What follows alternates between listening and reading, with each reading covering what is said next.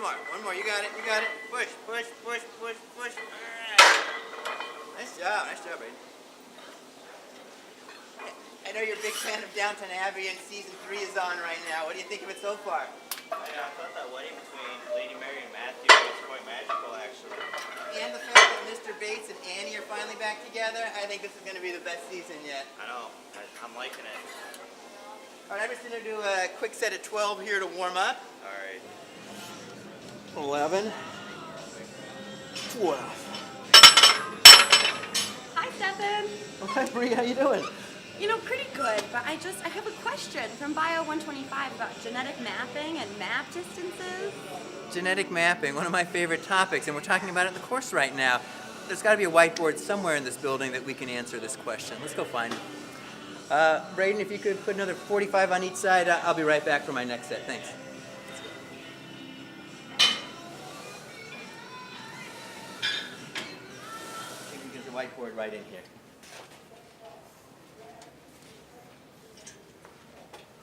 Well, hi, Aaron. I was wondering if you could open up Mickey's office. My prefect from Bio 125 has a question from the course. I was wondering if you could help us out with Bio 125 here. Sure, anything for Bio 125.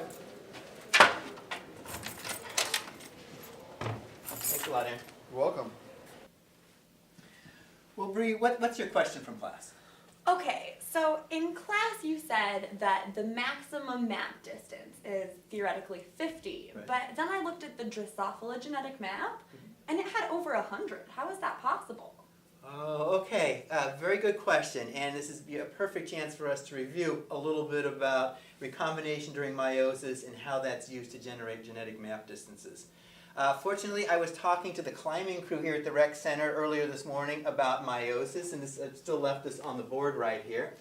So let's just review. We have two chromosomes, two homologous chromosomes, one of which is containing the big A and big B allele, the red one carrying the little a and the little b allele. And let's just imagine that the genes A and B are so far apart that we're always going to get a crossover between the two of them. And so every single meiosis, the hundreds and hundreds that may occur in this Drosophila, are going to have a crossover, a breakage and exchange between these two sister chromatids right here.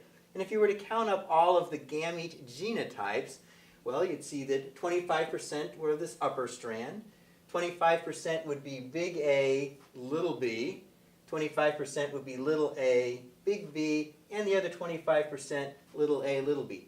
Every single meiosis is going back. This is a theoretical maximum, right? Every single meiosis has a crossover. And so I guess you would say these two types right here are the recombinant classes. 50% are recombinant, 50 map units in theory. I understand that, Stephan, but how is it that an overall map can have greater than 50 map units in distance? That's a great question, Brie, and the answer lies in the way genetic maps are put together.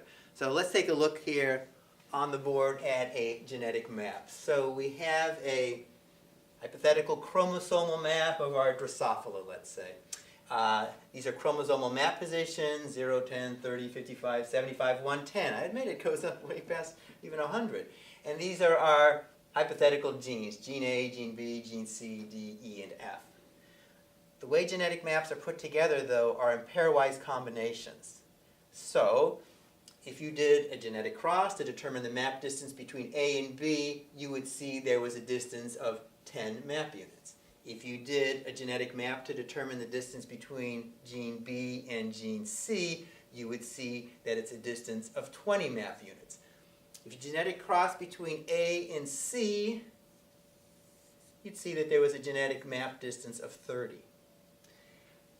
You do this piecemeal by piecemeal. Then between C and D, 25 map units. Between D and E, 20 map units. Between E and F, 35 map units. Notice that each of these segments are under that theoretical maximum. Okay? But if you put them together, if you know that A is followed by B, then C, then D, then E, then F, this is the only order you could put them in. But yes, by the time you look at A and F, it looks like 110.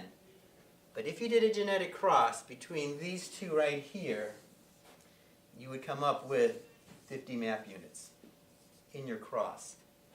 They are unlinked. They are so far apart that they are always separated by a recombination event. This would be a useless genetic cross to do since they are so far apart. You have to do smaller units, and then you add up those smaller units. So does that make sense, Brie? Yeah, that's much more clear now, Stephan. Thank you. Oh, you're welcome, you're welcome. Hey, do you want to come and work in with us? Oh my gosh, I thought you'd never ask. All right, let's go. I think he's still waiting for us out there. Thank you.